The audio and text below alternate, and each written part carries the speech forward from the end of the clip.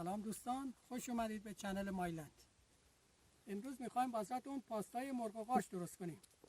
اول قارچامون رو خورد میکنیم. شما به هر مدلی که خواستید خورد میکنید.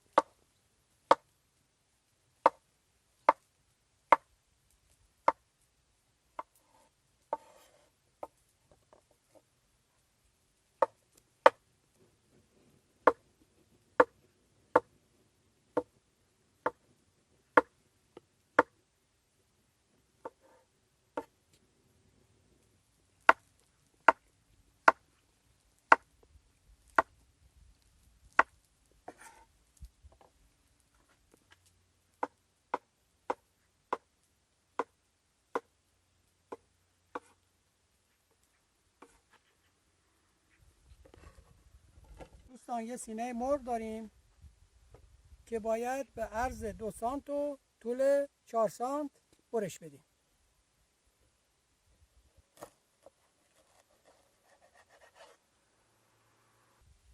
به این صورت.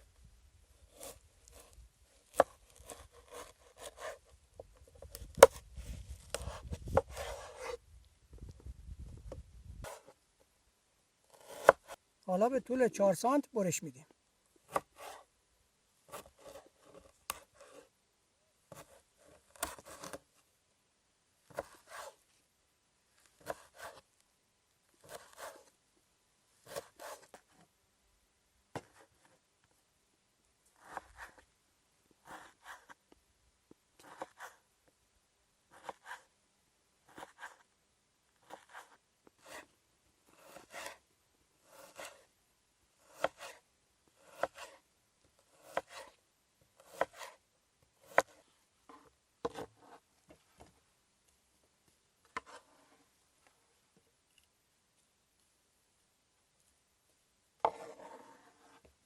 حالا تو تابمون روغن میریزیم.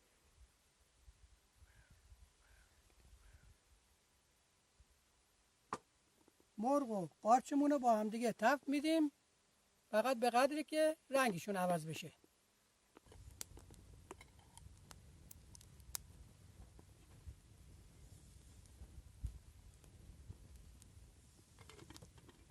حالا مرغ و قارچمون رو اضافه میکنیم.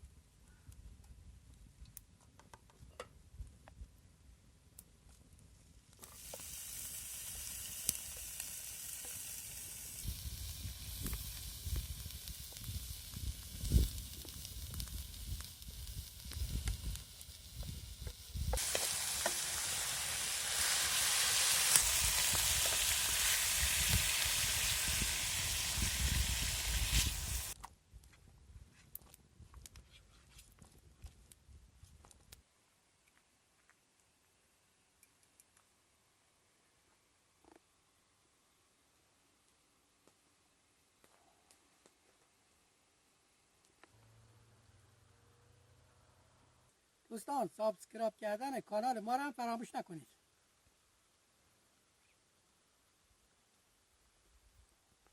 به این مرحله که رسید نمک و فلفل رو بهش اضافه میکنیم.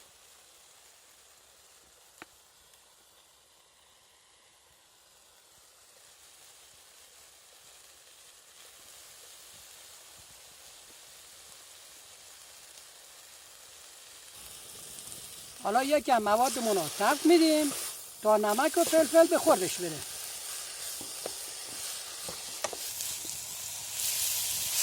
حالا برش میداریم. حالا 3 تا حب سیر رو پوست میگیریم.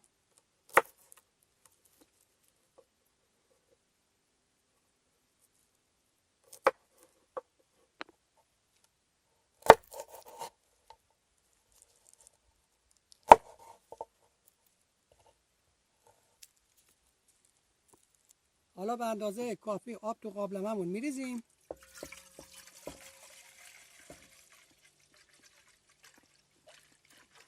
حالا کمی روغن بهش اضافه میکنیم.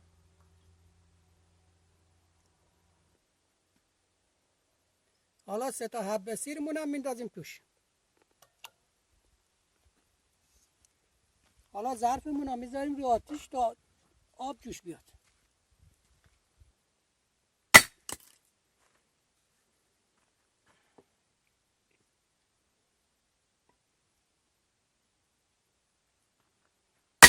دوباره روغن میریزیم تو تابمون. الان میخوایم سس پاستامون رو درست کنیم.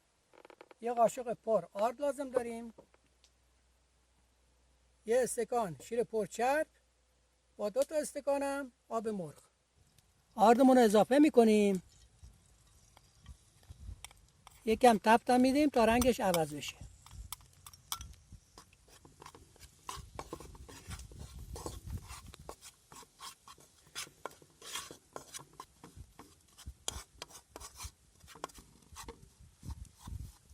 حالا شیر ولرم رو بهش اضافه میکنیم.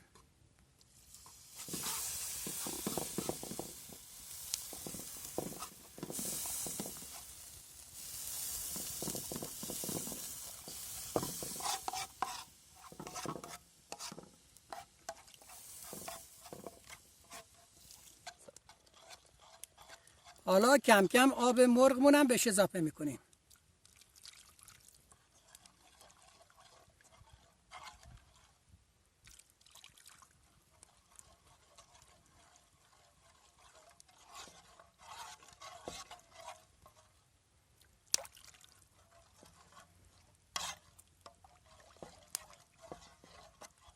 حالا میذاریم سسمون جوش بیاد تا به اون غلظتی که لازم داریم برسه. حالا آبمون که جوش اومد سیرا رو از توش برمیداریم.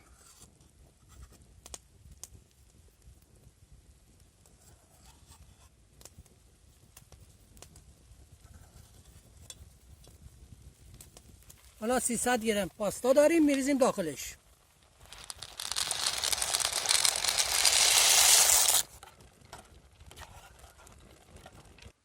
حالا میذاریم پاستامون 5 دقیقه داخل آب جوش بمونه.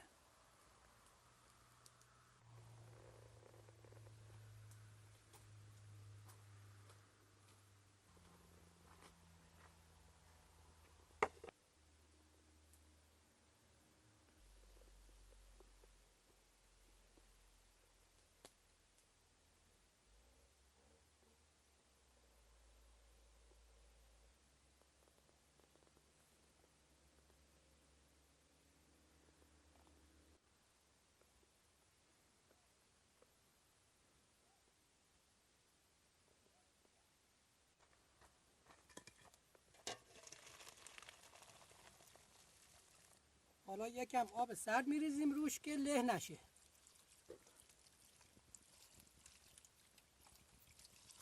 حالا مرغ قارچمون که از قبل تفت داده بودیم به سسمون اضافه میکنیم.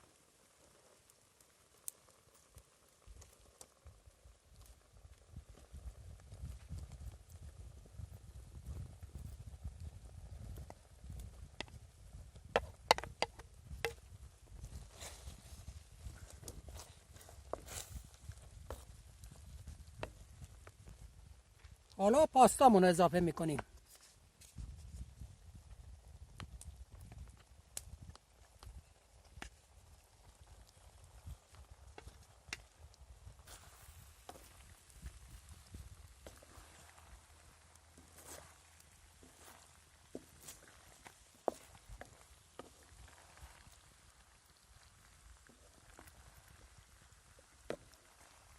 حالا در تاومون رو میذاریم با هم دیگه چند دقیقه بپزن.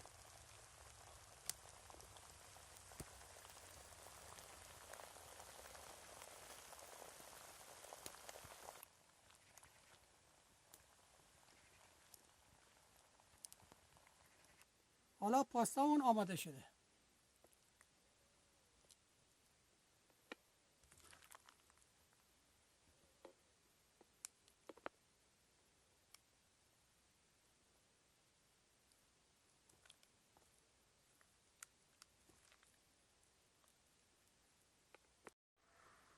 حالا یکم جعفری هم میریزیم روش.